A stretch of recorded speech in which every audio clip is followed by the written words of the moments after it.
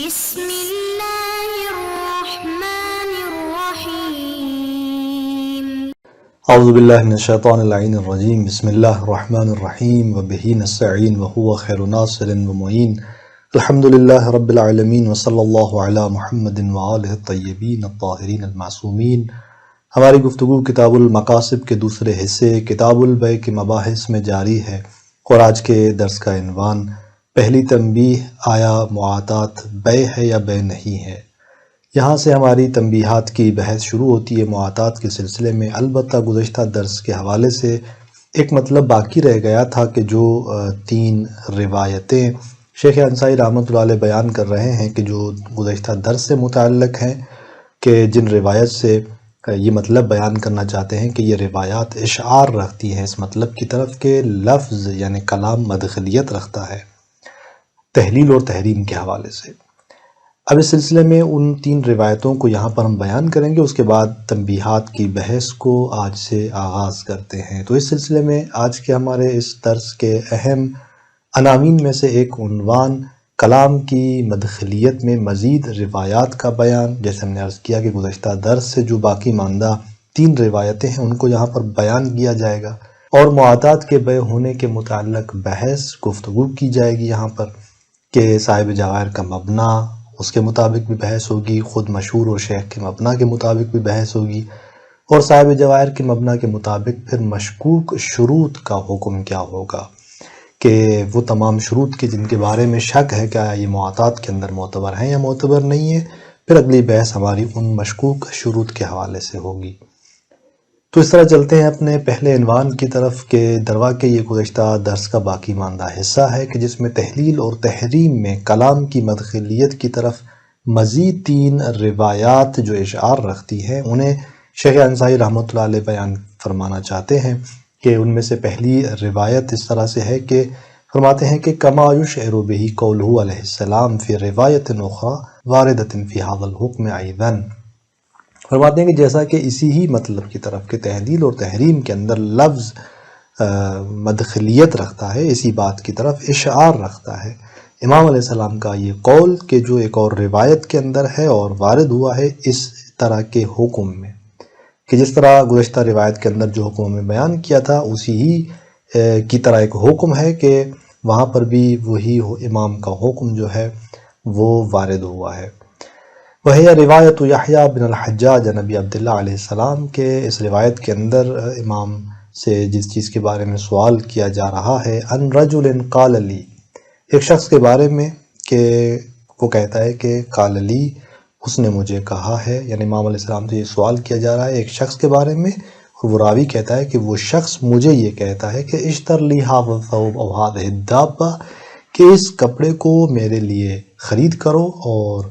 یا یہ دابہ جو ہے یہ جانور یہ حیوان میرے لیے خرید کرو، وبعنیھا، یعنی پہلے اسے خرید کرو میرے لیے، وبعنیھا، اور اسے پھر تم مجھے بیچو،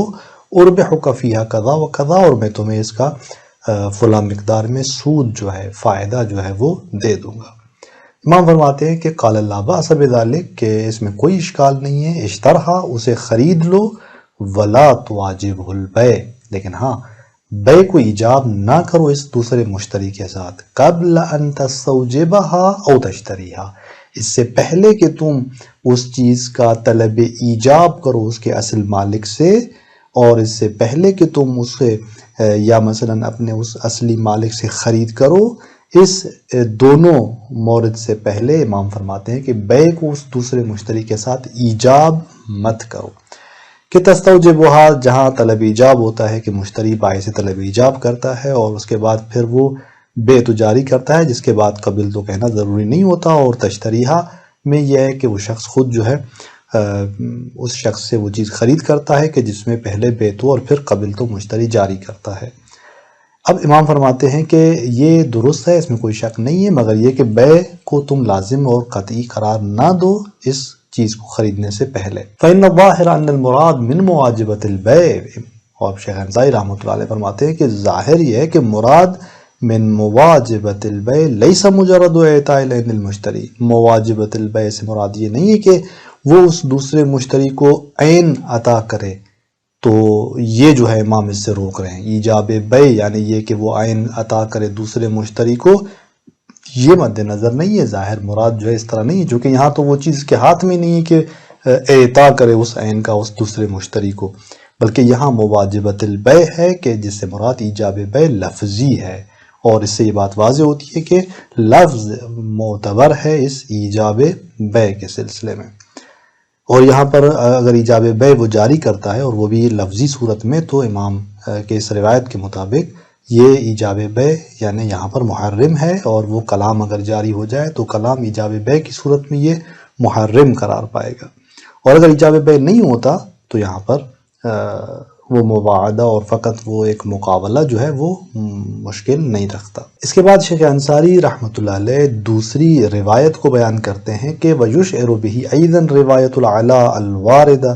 فی نسبت الربح الی اصل المال. فرماتے ہیں کہ اسی مطلب کی طرف نیز اشعار رکھتی ہے روایت علا کے جو وارد ہوئی ہے اصل مال کی طرف جو ہے وہ سود کی نسبت کے سلسلے میں، کہ جب بائع جو ہے وہ مالک جب چیز بیچ رہا ہوتا ہے تو وہ اصل مال کے ساتھ اس کا سود جو ہے وہ بیان کرتا ہے کہ کتنے میں اسے پڑی ہے وہ چیز اور وہ کتنے میں بیچ رہا ہے، کتنا اس کو اس کے بیچنے میں فائدہ ہو رہا ہے. قلت لابی عبداللہ علیہ السلام، کہتا ہے کہ میں نے امام علیہ السلام سے کہا الرجل یرید ان یبیع بیعا، کہ ایک شخص ہے وہ چاہتا ہے کہ بیع انجام دے. فیقول، اور وہ کہتا ہے کہ ابیعک ب10 12 او 10 11، میں تمہیں بیچتا ہوں اس کو 10 12 میں یا 10 11 میں، یعنی وہ چیز اس کو 10 میں پڑی ہے اور وہ 12 یا 11 میں بیچ رہا ہے. یعنی یہاں اس کلمے کے اندر، اس جملے کے اندر وہ اصل مال کو بھی بیان کر رہا ہے اور اس کی نسبت جو اس بیع کے اندر اسے سود پہنچے گا 2 ریال یا 2 تومان کا یا 1 تومان کا، وہ بھی اسے بیان کر رہا ہے. تو یہاں پر امام علیہ السلام فرماتے ہیں کہ فقال لا باس، اس میں کوئی اشکال نہیں ہے، انما هذه المراوضہ، فرماتے ہیں کہ یہ جو ہے صرف اور صرف ایک مراوضہ، یعنی یہ کہ دونوں طرف راضی ہیں اس معاملے کے اندر، اور وہ رضایت اس سلسلے میں بیان کی جا رہی ہے کہ وہ اس کے لیے وہ چیز کتنے میں پڑی تھی اور وہ کتنا سود لے گا اس معاملے کے اندر. فَإِذَا جَمَعَ الْبَيْعَ جَعَلَهُ جُمْلَةً وَاحِدَةً، کہ امام فرماتے ہیں کہ جب وہ جمع یعنی عازمہ، جب وہ ارادہ کرتا ہے بیع کا، تو اس وقت وہ اس کو ایک جملے کے اندر قرار دے. ایک جملے کے اندر قرار دے کا مطلب یہ ہے کہ یعنی پھر جب وہ بیع قرار دیتا ہے، جب وہ بیع ایجاب جاری کرتا ہے اور بیع کر رہا ہوتا ہے، تو اس وقت امام فرماتے ہیں کہ وہ اس طرح نہ کہے کہ ابیعک ب10 12، یعنی وہاں پر پھر اصل مال اور اس کی طرف جو سود ہے اس کی نسبت دے کر اس طرح بیان نہ کرے، بلکہ ایک ہی کلمے کے اندر جتنے پیسوں میں وہ چیز بیچنا چاہتا ہے ان تمام پیسوں کو فقط جو ہے وہ ایک جملے کے اندر بیان کرے. اب یہاں پر شیخ انصاری رحمۃ اللہ علیہ فرماتے ہیں کہ فَإِنَّ ظَاهِرَهُ عَلَى مَا فَهِمَهُ بَعْضُ الشُّرَّاحِ، کہ اس کا ظاہر کہ اس بیان کے مطابق کہ بعض شارحین نے جو سمجھا ہے یہ ہے کہ أَنَّهُ لَا يَكْرَهُ ذَلِكَ فِي الْمُقَاوَلَةِ الَّتِي قَبْلَ الْعَقْدِ، کہ یہ مشکل نہیں ہے اس طرح کہنا، البتہ مقابلے کی صورت میں عقد سے پہلے گفتگو کی صورت رکھنا اس کا اس طرح سے مشکل نہیں رکھتا. وَإِنَّمَا يَكْرَهُ حِينَ الْعَقْدِ، لیکن ہاں اگر وہ عقد کر رہا ہے اور وہ ایجاب جاری کر رہا ہے تو عقد کے وقت اس طرح کہنا درست نہیں ہے. اب یہاں پر بعض بزرگان فرماتے ہیں کہ یہ جو تفصیل دی گئی ہے یہیں سے بات واضح ہے کہ یہ مراد جو ہے عقد کے اندر لفظ کا معتبر ہونا ہے، کہ جب وہ عقد جاری کرے گا تو وہاں پر جو ملاک المعیار ہے یہ روایت اشار رکھتی ہے اس بات کی طرف کہ وہاں پر لفظ ہونا چاہیے. کہ البتہ یہاں پر محشین نے بہتر انداز سے اس کے وجوہات بھی بیان کی ہیں اور بیان کیا ہے کہ یہ روایات ظہور نہیں رکھتی اس بات میں کہ یہاں پر لفظ کو مدخلیت قرار دی جائے، یا مثلا جیسے امام فرماتے ہیں کہ فَإِذَا جَمَعَ الْبَيْعَ جَعَلَهُ جُمْلَةً وَاحِدَةً،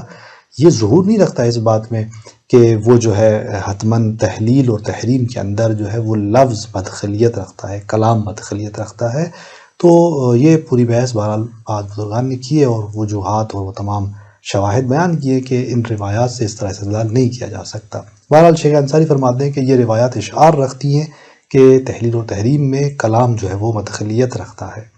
اس طرح ایک اور روایت جو یہاں پر باقی بچتی ہے، تیسری روایت کہ جس کو شیخ انصاری بیان کرتے ہیں وفی صحیحۃ ابن سنان، کہ صحیح ابن سنان کے اندر یہ بات ذکر ہوئی ہے کہ وَلَا بَعْسَ بِأَن تَبِيعَ الرَّجُلَ الْمَتَاعَ، کہ امام فرماتے ہیں کہ عیب نہیں ہے کہ تم بیچو شخص کو کوئی چیز لیسا عندک، وہ چیز کہ جو تمہارے پاس نہیں ہے، وہ کسی شخص کو تم بیچو، فرماتے ہیں کہ اس میں کوئی اشکال نہیں ہے، لیکن تصاومہ، یعنی بأن تبیع الرجل المتاع لیس عندک تصاومہ، کہ فقط جو ہے وہ مساومہ ہے، تم اس کے ساتھ مقابلہ انجام دے رہے ہو، ثم تشتری لہ نحو الذی طلب، اور پھر تم اسے اس کے لیے خریدتے ہو اسی ہی چیز کی طرح کہ جس کا وہ ارادہ رکھتا ہے، یعنی وہ دوسرا مشتری جس طرح وہ چاہتا ہے وہی اس چیز کی جو مثال ہے، جو مانند ہے اس کو تم پھر اس کے لیے خریدتے ہو۔ پہلے مساومہ ہے، فقط مقابلہ ہے، گفتگو ہے، اور یہ گفتگو کی حد تک امام فرماتے ہیں کہ مشکل نہیں ہے۔ اس کے بعد تم خرید لیتے ہو اس کے لیے، ثم توجبہ علی نفسک، پھر تم اسے اپنے اوپر ایجاب جاری کرتے ہو، یعنی اپنے لیے اس کو خریدتے ہو،